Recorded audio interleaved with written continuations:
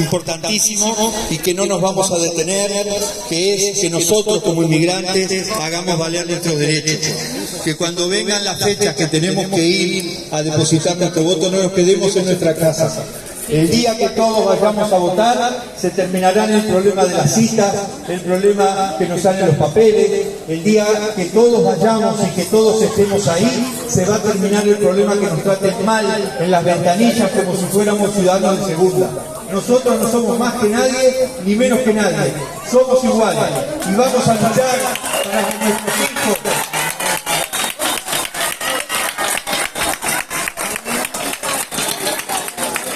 cuando llegue ese día, todos nosotros y nosotras tenemos que ir,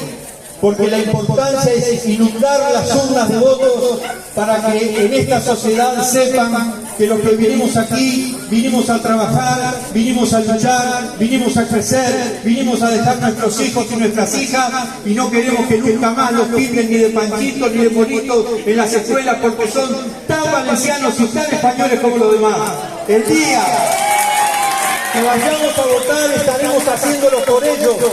y por ustedes, las mujeres inmigrantes que vienen en sus vientres, los próximos españoles y españolas que van a vivir en esta tierra. Para todos ustedes, compañeros, compañeras, hermanos y hermanas inmigrantes, yo como uno de ustedes les digo, ese día hay que ir porque hacernos respetar es votar, es participar y es no quedarnos en nuestras casas. Y desde aquí hasta el tiempo de mayo del 2023 estaremos saliendo y recorriendo todos y cada uno de los lugares para convencernos, para saber de la importancia de participar, como se hace cuando hay elecciones en vuestros consulados, que lo hacemos con amor, con cariño, que lo hacemos con convicción cívica. Esta sociedad, esta Valencia también es nuestra, porque la hemos construido con nuestras manos, la hemos hecho más grande con nuestro trabajo, iremos dando lo mejor que podemos dar a nuestros hijos y nuestras hijas a la tierra valenciana. Vamos, vamos, vamos a pelear por nuestros derechos.